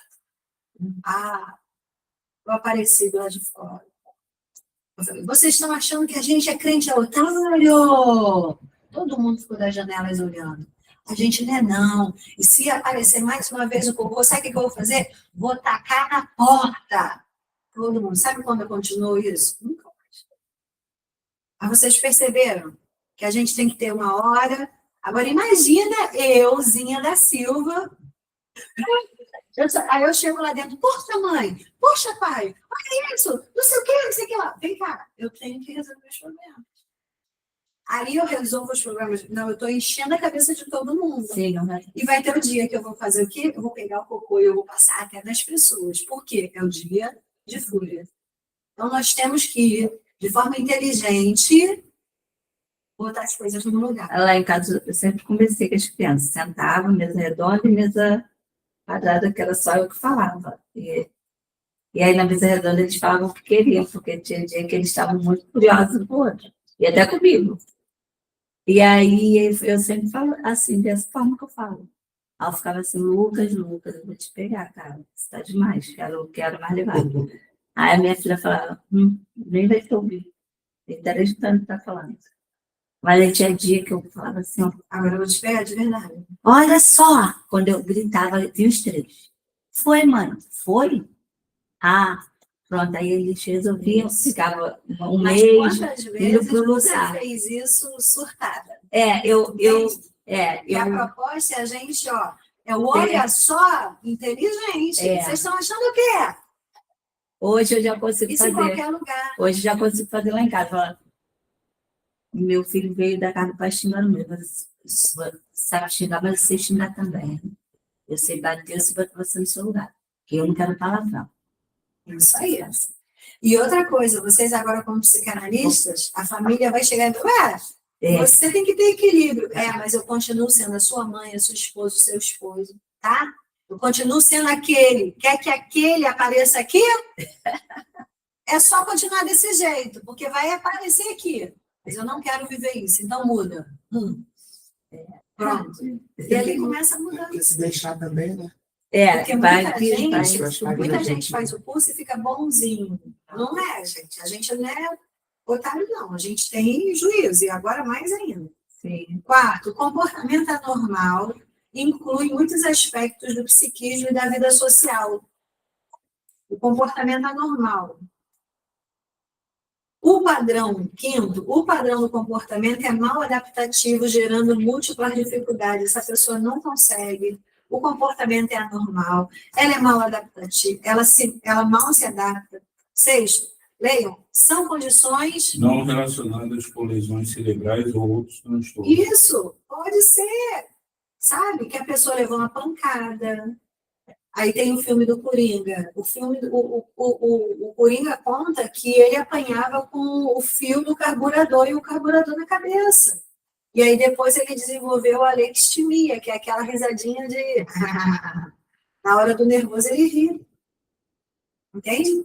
Sétimo, leva a um grau de sofrimento, solidão, isolamento, sensação de fracasso, amargura.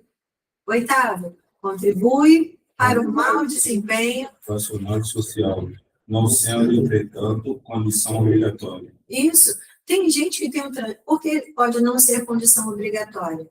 Porque essa pessoa, ela trabalha, desempenho ocupacional, ela trabalha, mas ela pode, no trabalho, ela pode estar bem, mas com pessoas, ela dá ruim. Entende? Se deixar ela sozinha, ela vai fazer tudo. Tem pedreiro que sozinho constrói um prédio. Mas se botar com alguém, rapaz, acabou. Ele mete a pá no outro, entende? Quando uma pessoa dirige uma empresa, ela sozinha ela vai dar conta, mas se botar pessoas, vai dar ruim. Porque não é só o problema dela, é o problema também das pessoas. Manual que são utilizados para dar diagnóstico. O CID-10, que é a classificação estatística internacional de doenças e problemas relacionados à saúde, leiam, abrange padrões de comportamento enraizados e constantes. São respostas reflexivas e dependentes das situações que as envolvem. São desvios, Extremos e significativos do modo como das pessoas de determinada cultura real. Isso, uma pessoa com diabetes, ela vai estar bem. De repente, na Paraíba. Mas se ela é do Sul, pode bagunçar. A saúde emocional e o transtorno, imagina uma pessoa que tem pressão alta dentro de uma comunidade. Para uma pessoa que mora frente a mar. Olha a diferença. Não tem? Então, a classificação, ela vai envolver respostas inflexíveis, que independem dessas situações. Porque tanto a que está lá na comunidade tem pressão alta, como pode ser que a que está na comunidade, ela está tão acostumada com o que ela ouve, que ela estabiliza, e quem mora numa cobertura frente a mar começa a ter infarto. Entende? Então, é algo que pode, mas pode não ser. E o DSM-5, que é o manual... Gente, o DSM-5 ele foi construído por psiquiatras. O DSM-1, 2 e 3 ainda era totalmente oriundo de quem iniciou. O 4 e o 5 começou a indústria farmacêutica envolver, naquele livro de doenças psicossomáticas, de psicopatologia, aqui, ele tem o DSM-5, aqui dentro, que é o manual, e esse aqui é o último. Inclusive, nós estamos já produzindo um livro sobre ele, para vocês não precisarem comprar este. Esse último que você fala, ele aparece aqui na frente? É esse. Esse é a oitava edição. Esse é a oitava edição, mas aqui na frente não tem nada de dentro. Ganhei os dois de presente. Ótimo, parabéns, parabéns. Então, não aparece, a maioria que está vendendo agora não aparece essa aqui, a oitava edição. É a oitava. Eu ganhei a oitava. Porque tem a outra, o anterior, roxinho com branca, é a sétima edição. Aqueles que você colocou, foi assim, de comprar para ler, leitura, Olha, não pode vida, ter assistir a aula. É o livrozinho, né? Eu já até chamo. As palestras. Isso. Foi indicação para leitura. Para leitura, para acrescentar. O DSM-5 antes não tinha tanto transtornos mentais. De um tempo para cá, você vê que o autismo tem crescido e outros transtornos têm crescido. Por quê? Quem desenvolveu a medicina foram 2 farmacêuticos.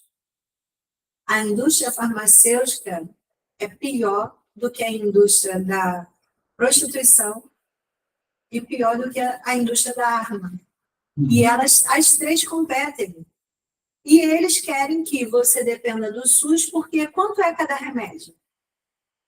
Que é pago. Que nós pagamos o remédio que é retirado lá.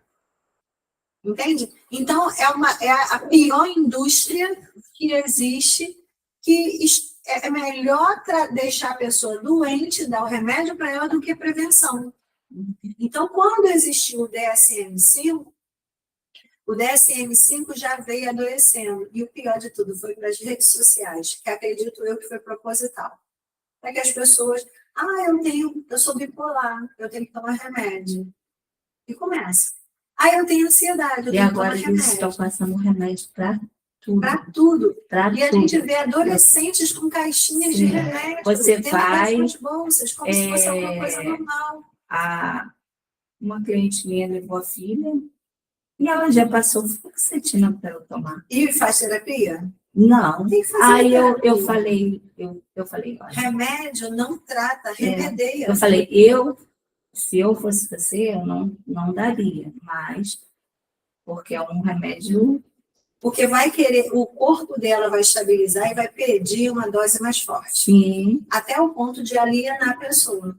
E para ela sair da droga lícita para droga ilícita, é assim, ó. Tá? Porque no dia que ela sai da droga lícita, para ela começar a fumar, beber ou usar drogas... Tem pessoas que deixam o calmante e vão para a bebida. O cigarro. Porque a fase, vocês vão aprender isso, é a fase oral. Vamos lendo aí, gente. Padrão o quê? Persistente de experiências internas e comportamento desviante, acentuadamente das expectativas da cultura de E aí tem, ó, a cognição, que é a mente, a afetividade, o funcionamento interpessoal, o controle dos impulsos. Continua. Padrão persistente, flexível, que abrange situações pessoais e culturais. E o padrão persistente implica o sofrimento clinicamente significativo e prejuízo no funcionamento social, profissional e pessoal. Isso. E a terapia ela vai ser necessária para todas as três estruturas. Medicação, neurótico tem que tomar para baixar a emoção. Psicótico, para estabilizar. O psicótico talvez tenha que tomar para o resto da vida. O neurótico, remédio psiquiátrico, não, só para estabilizar. O perverso nem remédio toma, talvez são os psiquiatras que são os perversos. Eu estou falando, tá? Porque eles são muito inteligentes, são muito bons. E vocês vão entender a partir de mentes perigosas que, quando essas pessoas estão entre nós. E essa última que eu coloquei de ontem para hoje, ali existe uma estatística, e eu falei algo que eu acredito, que perversos só tem de 3 a 5% da população mundial. Vou te falar, não. Eu, Raquel, a pouca experiência que eu tenho, Luciana, eu entendo que tem muita gente que tem a estrutura psíquica da perversão que está entre nós. Tá? Que não é só matar, aí tá lá, tá bem lindo lá. E outra, eles são muito inteligentes. Que eles vivem uma vida que eles buscam ter saúde emocional, senão a justiça prende eles, persegue eles. Então, aquele Mentes, a parte 2 que eu coloquei lá, por favor, assistam, tá? Escutem, porque, nossa, está muito forte aquilo ali. É uma curiosidade.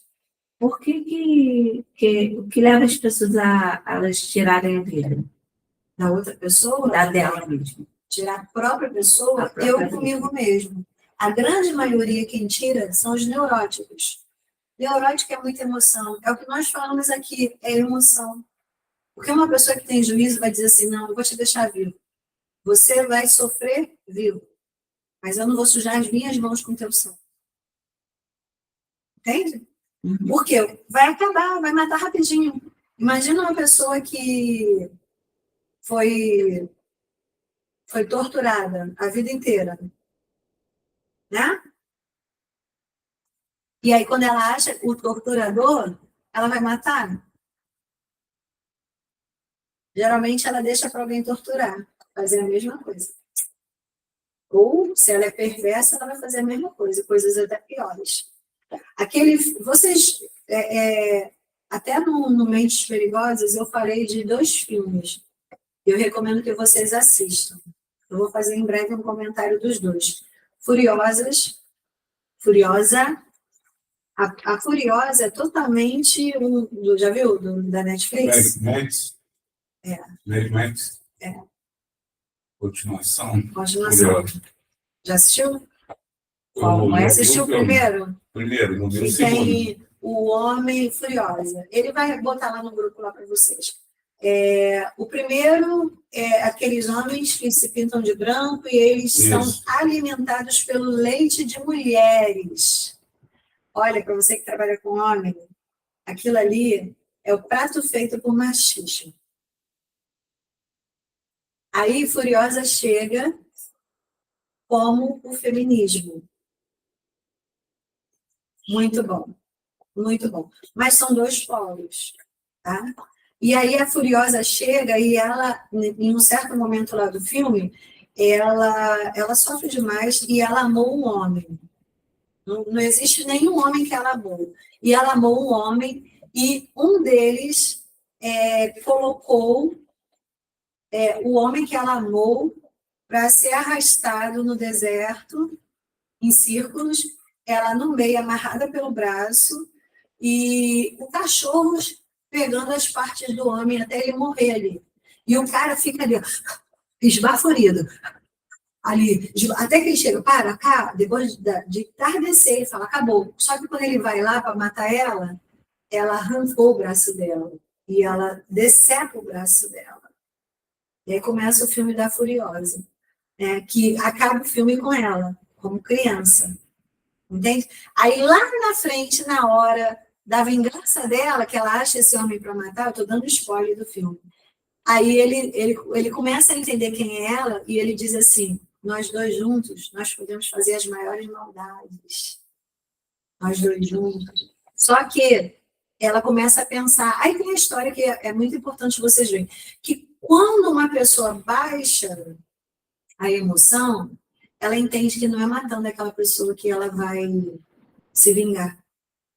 Entende? Nós, como evangélicos, a vingança vem do Senhor. Ele é o vingador. Uau!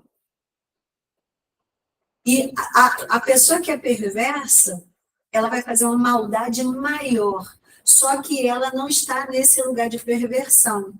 O filme não entra no lugar de perversão. Todo neurótico, machismo, feminismo, é neurose. É compulsão, é obsessão. Todo neurótico faz perversidade. Por isso que ele é o chuchuzinho. Ele parece que está maluco, que ele faz umas coisas assim que ninguém acredita que ele está fazendo. Mas ele é mais maluco do que quem tem psicose. Porque quem tem psicose, o maluco não rasga dinheiro, o maluco não agride. Não? Ele, na realidade, ele só quer viver a vida dele. O maluco, para eles, para os neuróticos, é diferente. Eles pensam que vai agredir só se é um neurótico que está batendo. O psicótico, ele é incapaz de fazer uma maldade até no animal. Agora, o neurótico, ele parece até o Hitler. O perverso aqui, o neurótico, ele vende drogas e ele se vicia. O neurótico, ele cria uma empresa de prostituição e ele se perde na orgia. Olha isso, gente. É engraçado. É engraçado. O que vocês estavam perguntando que eu ia responder? Eu finalizei? Eu perguntei por que leva a pessoa a tirar a sua própria vida. Que leva. Então, é o arrependimento. É a culpa. Excesso de emoção. Qual é o oposto da culpa? Absorção. Absolvido. Então, quando eu estou me culpando, eu tenho culpa. Por isso que, gente, não vivam a culpa. Senão você tem o dedinho no problema. Aí acaba se cobrando e tem que pagar por isso. Isso, punição. E é uma forma de é tão egóico que eu me puno. Ninguém pode nem me punir. Eu não me submeto a ninguém me punir, não. Quem tem culpa deve. Então, por isso que tem gente que não fez. Ué, você não se sente culpado, não? Eu não. É tipo assim, foi sem querer.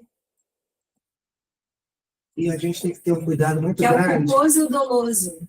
Eu passei uma situação e, Deixa eu pegar mais um tiquinho de água. na verdade, a pessoa que fez. A pessoa que fez. E no final, eu sofri muito com o que a pessoa fez. Sendo que no final a pessoa quis trocar. Dizendo que eu que era culpada pela atitude que ela teve. E quase ela me convenceu de que realmente eu era culpada. Só que aquilo me deu um estalo. Olha o egoísmo dessa pessoa, que ela manipula de colocar alguém na vítima para. Eu analisei, aquilo me deu um estalo. Eu falei, não, senhor. Olha o cuidado que a gente tem que ter, senão aquilo te leva, você está sofrendo, você está ali fragilizada com a situação, a pessoa te convence de que você que cooperou para ele ter feito. É um neurótico.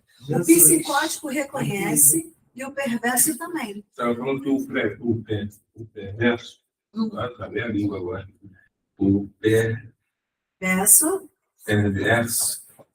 ele vai fazendo coisas maiores. Você já assistiu Dexter?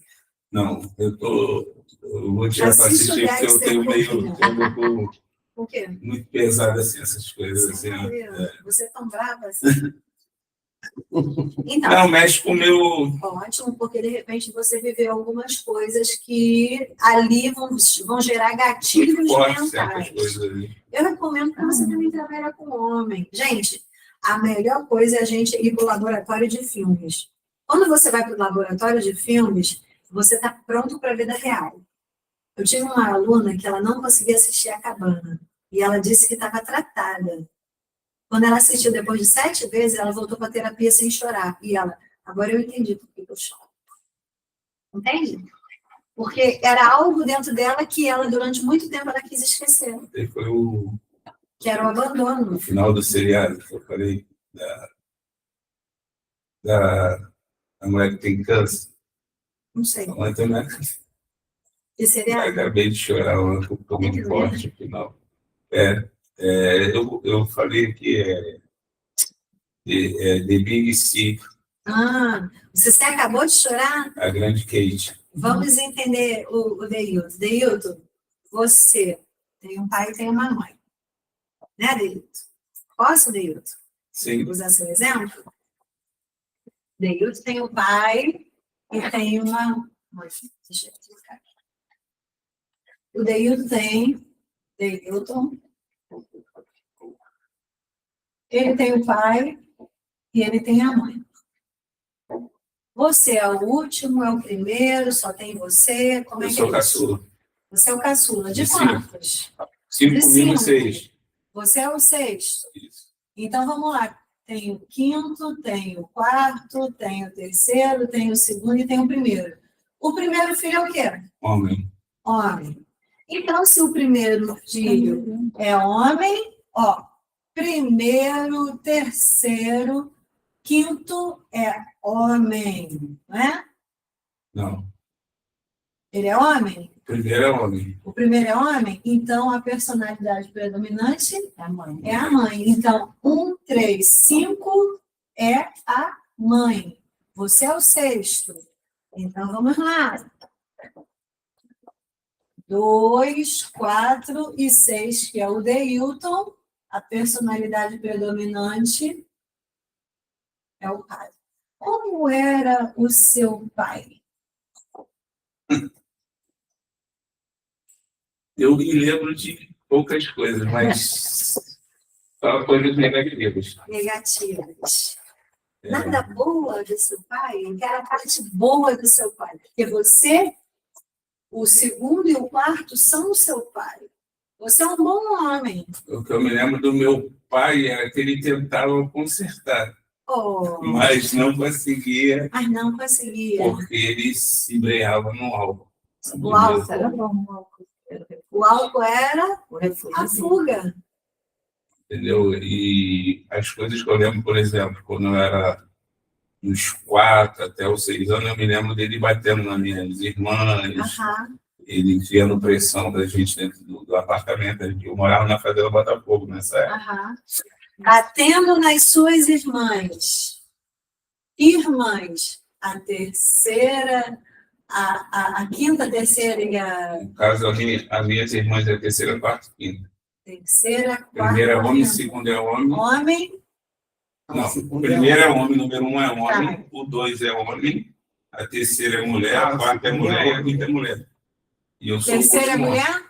São 3 casais. Isso aqui são 3 mulheres? É. Terceira, quarta e quinta são Isso. mulheres? Então, olha aqui, ó, ele batia nessas daqui. Sendo que essa aqui era ele e essas duas aqui era quem? A mãe. Meio louco, né? Né? Então, essa daqui era ele batia nessa com pena. Nessa daqui, ele batia com vontade, porque ele batia nessa mãe, né? E quando ele tentou mesmo, minha mãe puxou uma faca para ele. Eu me lembro. Minha mãe puxou Bater. Qual é o contrário de bater? Apanha. Não. Alcinone. Racinose, é verdade. Perdão. Vamos para o Google. Vamos pesquisar. Pesquisar aqui. Bater. Antônimo. Ó, sinônimo de bater. Ó, sinônimo é chacoalhar, estimular, lutar, palpitar, chocar, topar, amassar, apertar, cutucar, reprimir, agitar, remexer, sacudir. Ele poderia ter usado o sinônimo de outra forma. Ele poderia ter amassado a sua mãe, mas ele é sinônimo. Agora, olha o oposto, o que ele não queria fazer. Ele, oposto, abater, amortecer, deprimir, desalentar, enfraquecer, desencorajar, quebrantar. Vamos aqui para o antônimo. Vou pegar aqui o antônimo melhor, porque esse antônimo não está muito estranho. Está com muita palavra que não é comum. Já bater o A quando vem na frente é sentido de negação, de não bater. Isso. A polícia, que não é polícia. Isso, antônimo de Tem um A na frente. bater. Antônimo de bater. Vai, era a mesma coisa. Antônimo de... Vou botar agredir, né? Agredir. Antônimo de agredir. Cadê? Gente, quase não tem. Deixa eu ver aqui. Sinônimos. Tem sinônimos.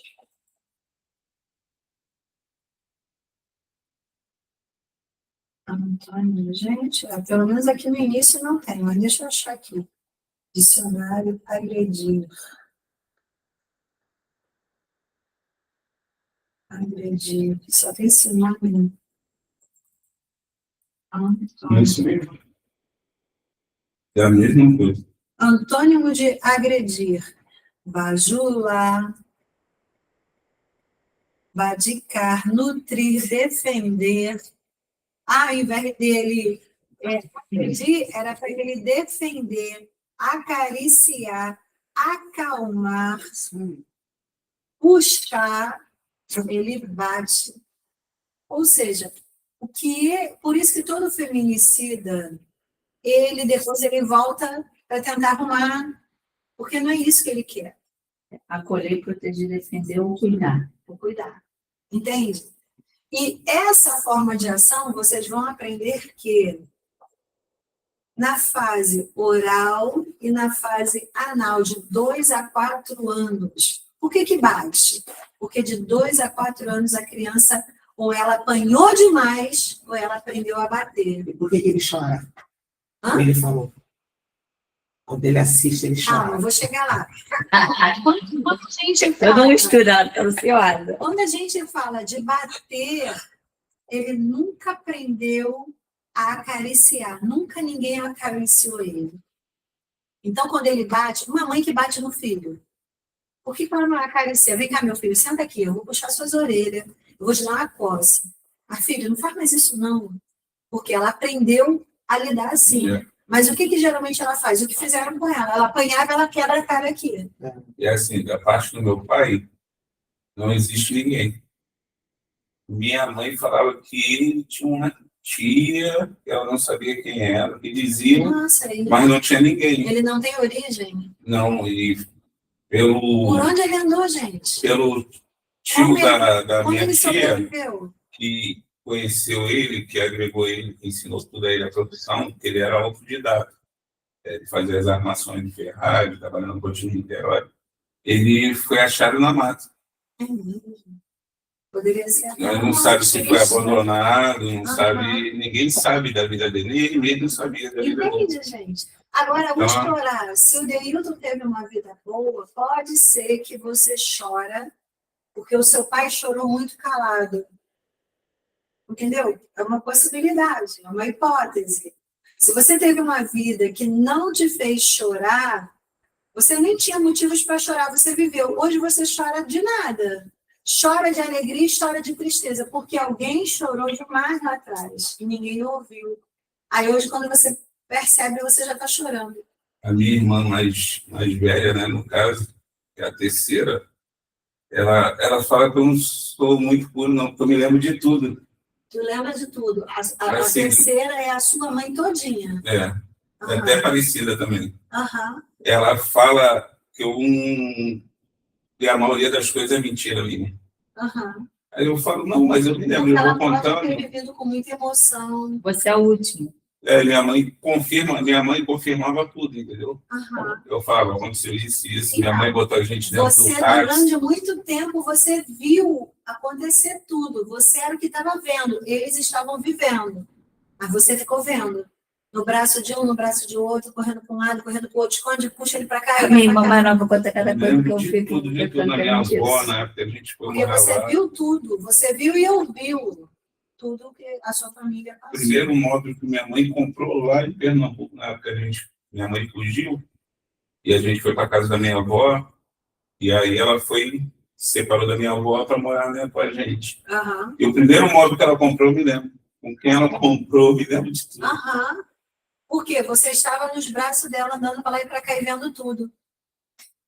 Como eu era o menorzinho, ela que me levava para tudo. A minha irmã mais nova também lembra de tanta coisa que eu falei assim, acho que ela está inventando. A tua mãe te amava muito? Sim. Então, você tem traços do seu pai. Você, a quarta e o segundo, tem traços do seu pai. Aqui é uma forma da gente saber se o pai e a mãe, eles se amaram por nós. Porque você lembra o seu pai. Só que, de repente, eles não sabiam se relacionar. O engraçado que difícil para mim foi entender esse processo, perdoar meu pai. Né? Porque na minha concepção, tudo que acontecia na minha vida... A culpa é dele. A culpa era do meu pai. Eu não tinha um pai, a estrutura, né? E provavelmente paterna, então, a sua mãe, ela falava mal do seu pai? Não. Não. Ótimo. Mas você via. Nem nunca eu falei para minha filha nada de mal. Pelo contrário, sempre quando ela respeita a mãe dela. Mas você viu muita coisa e deve ter ouvido. Você deve ter visto o seu pai e a sua mãe discutindo. E com isso você guardou. Você estava nos braços da sua mãe, junto da sua mãe, porque era o menor. Então, você viu muita injustiça que ela viveu. E o filho é muito ligado à mãe, principalmente o caçula. Que é o que vive, né? Eu sei. No final, eu fiquei cuidando dela. Uhum. Até ela, quando ela faleceu, eu e minha irmã mais velha, porque nós éramos que tinha mais tempo para ficar em casa. É a terceira. Parece com ela, né? A terceira. Parece com ela, né? É o jeitão dela. Agora, então, pior ainda. Incorporou. Meu Deus do céu. Só que quando ela fizer esforço, ela vai ser melhor do que a sua mãe. Enquanto ela não fizer esforço, Deilton, qual o nome do seu pai? José. Quando você fizer o esforço, aqui quem está na frente, na sala de aula, não é o José, é o Deilton. E você tem muito dele. Tudo que você fizer esforço. Qual é o nome da sua mãe? Angelita. Angelita. Você é a primeira, a segunda? Como é que é? E minha mãe teve 4 filhos de cada pai. Então, aí... Na verdade, eu nem sei qual é a minha o seu história. pai. Eu não sei se eu sou filha da mulher do meu pai, da mulher de casado, que minha mãe era amante. Uhum. E tem uma história assim, meio assim, Quando a gente entrar nesse aqui, a gente vai desvendar. que parece que meu pai me levou para o casamento com a sua mãe, que pode ser a sua madrasta. Isso. Entendi. Aí tem uma Mas ela foi aí. mãe contigo ou foi mãe boa? Não, a gente... ela tratava igual. Que legal. E depois a gente ficou amiga. Uhum. Eu fui percebendo isso quando eu fui casar, que eu precisei de uma certidão nova. Ela falou assim, minha filha... Poxa, ela fez a maternagem, legal. Eu acho que lá o seu pai estava tão maluco que colocou o nome da mulher dele quando eu fui ganhar você. Então, lá na maternidade não está o meu nome. Ela mentiu. Vou falar a verdade. Ela falou que ela me teve, só que meu pai estava tão maluco quando internou ela no nome da madrasta, da minha mãe, da mulher dele de casado. Você parece com essa mãe? Eu pareço com essa ainda viva. Aí, minha filha, né, Você parece com a mãe biológica, não com a...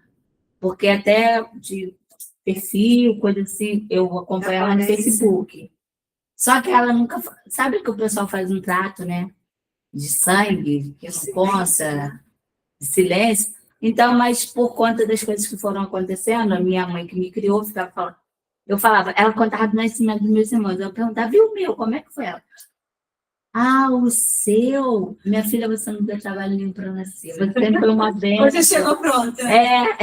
E aí, tinha uma fotinha minha no colo do meu pai, que eu tenho essa foto. Aí ela falou assim, ela dava ela falou assim, esse vestido foi o dia que você chegou lá em casa.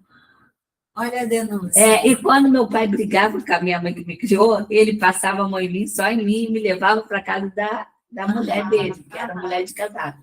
Ele brigava com ela, ele passava a mão em mim e me levava lá. Aí eu ficava lá, as minhas irmãs cuidavam de mim, me dava banho, cortava unha, eu gostava, e eu me sentia mais em casa lá. Eu me sentia assim em casa, eu ficava bem à vontade, eu não queria ir embora. Tinha um amor ali. Tinha um amor, tinha algo diferente que eu não tenho com os meus irmãos. Como é que pode, né? É o sangue, né? Gente, 41, eu vou fechar a aula aqui. Vamos lendo para a gente fechar? Bom, muito bom, gente. Nossa. Eu chorando. Enfim, então eu não sei de onde. Então, se ele teve uma vida boa, que não teve motivo para chorar, o choro pode ser desse pai, que o irmão, né, foi achado na mata.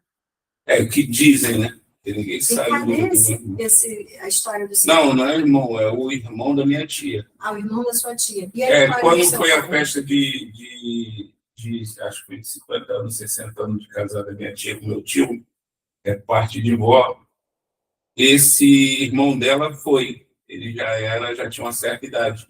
E aí eu sentando com ele, conversando, porque eu sou muito de falar com as pessoas e conversar. E aí ele falou, você sabe, seu pai, eu que trouxe ele para morar comigo, a gente morou junto no apartamento.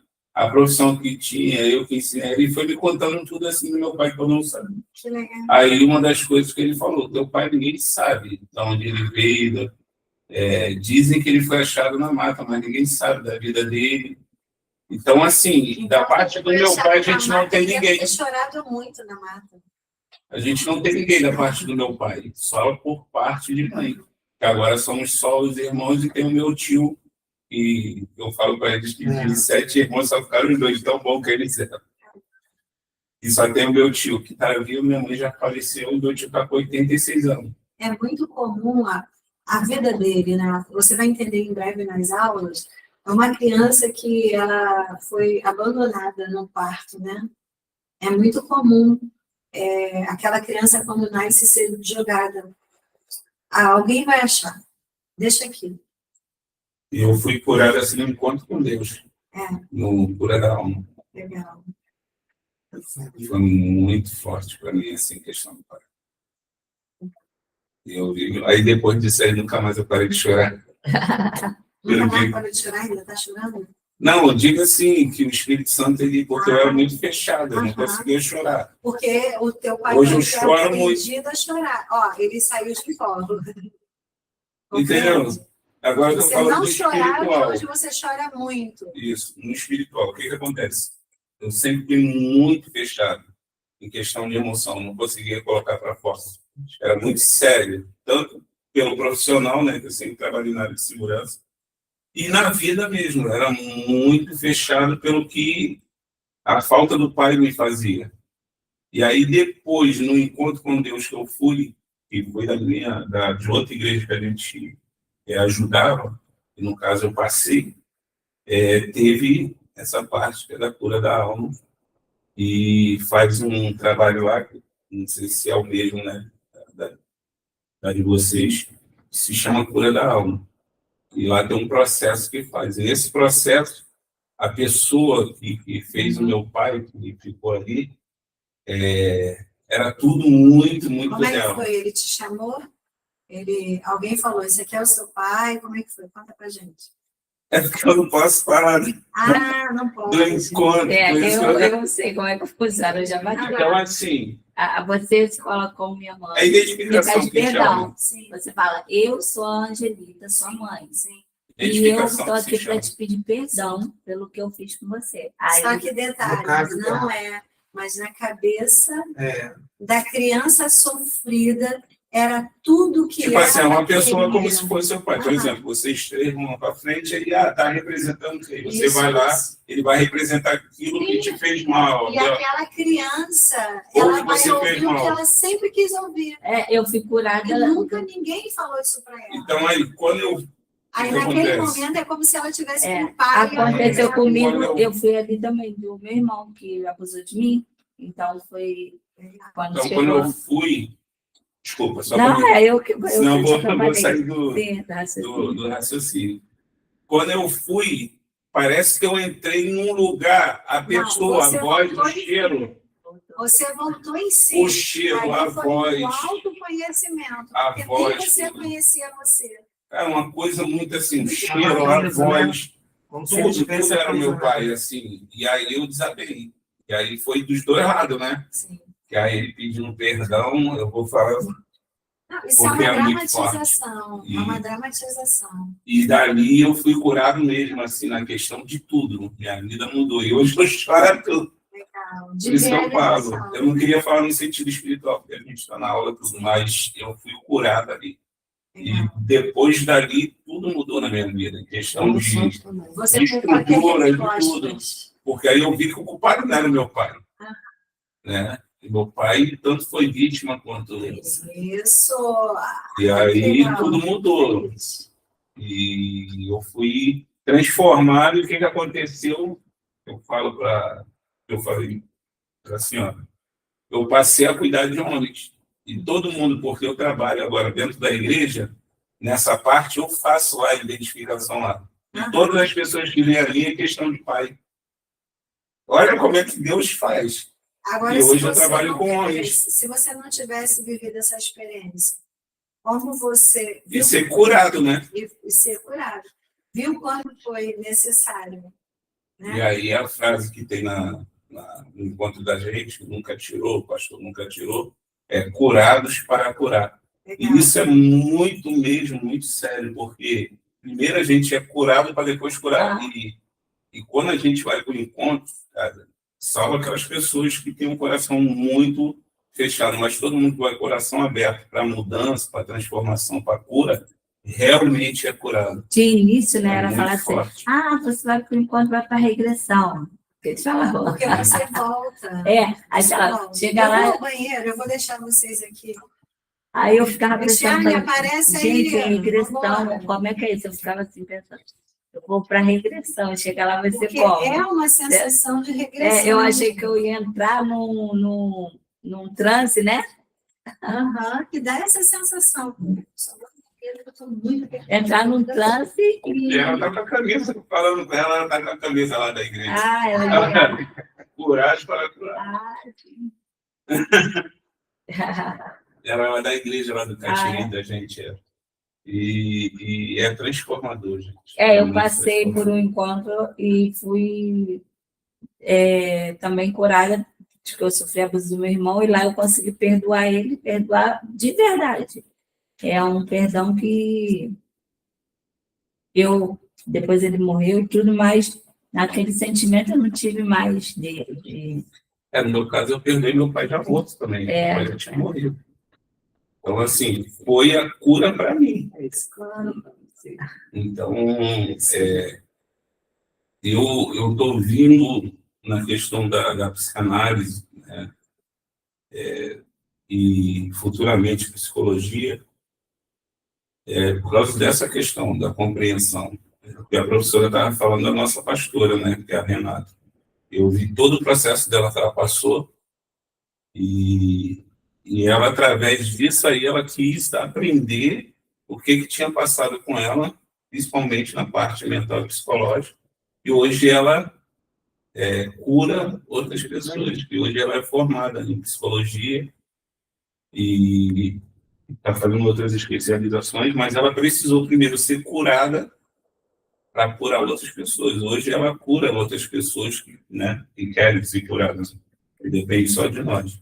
Então, assim, isso é muito importante. Isso é muito importante. E a questão de eu cuidar de homens, de pessoas, como vem, né? Muita gente pedir conselho dentro da igreja e tudo, eu precisava ter mais embasamento. Porque não é só você tem que ter o documental. Porque a pessoa pode ter... A gente vê a necessidade da gente receber essa cura para poder passar. Né? Porque como que você vai... Né? Na verdade, é um trabalho mútuo, né? Você recebe... E depois homem, como é que você vai explicar para um homem? Por isso que você tem que ter um documento te mostrando que você é certificado para aquilo. Como é que você vai mostrar para o homem que o que vem para você não é do homem, é de Deus? Sim. Entendeu? É muito louco assim você explicar para uma pessoa que o que vem, o dom que você tem é espiritual. Como é que Deus que deu? Eu não sei, porque o pastor já perguntou, como é que você sabe disso? Eu falei, não sei. Mas, gente, existe sabedoria no alto. Existe a sabedoria natural. Não existe a sabedoria das experiências. É estranho, assim, falo estranho, mas acho que não seria essa palavra. Por isso que isso é vocação. Porque que acontece? Eu consigo reconhecer facilmente uma pessoa que foi abusada ou que está sendo abusada. Porque você viveu. Eu, numa conversa, num olhar, uma pergunta que eu faço, eu já entendo que aquela pessoa sofreu abuso. E buscando isso mais a fundo, a gente consegue chegar lá. Então, eu fui tratada nisso, não de modo com conhecimento, mas com a palavra, e hoje eu consigo ajudar as pessoas a saírem daí. Existem pessoas que nunca fez terapia, a própria palavra já sabe. Sim. Mas existem pessoas que vai ser importante, né? São as experiências. Gente, posso fechar? Olha, esse eu gostei. Fico feliz que vocês chegaram, né? Fizemos essa aula. E aqui eu vou deixar uma última fala. Se você que é aluno não consegue sentir a química da aula, você não vai conseguir ajudar ninguém na terapia. E tem alunos, não dessa turma, tá? Mas alunos que não conseguem ouvir pessoas. colegas querem matéria. Nós temos que ter matéria, mas o que eu estou observando... Olha, Cristiane, abriu a câmera nesse momento. Eu estou observando quem vai ter a vocação do atendimento. O próprio Freud, ele fala que terapia é você amar o que você faz. O conhecimento, ele vai vir para acrescentar. Mas de que adianta ter conhecimento se você não ama o que você faz? Entende? E a terapia com o nosso paciente vai ter que ter muito amor, porque senão você vai denunciar, você não vai ter paciência, você não vai esperar o tempo da pessoa de transformação. E é isso. Muito obrigada, Cristiane, você que está aí. Cristiane, com a camisa? Cadê a camisa, Cristiane? Isso. Eu nem vi. Ó. Eu nem vi eu falando. Confirmou, testificou, comprovou. É isso. Beijo para você.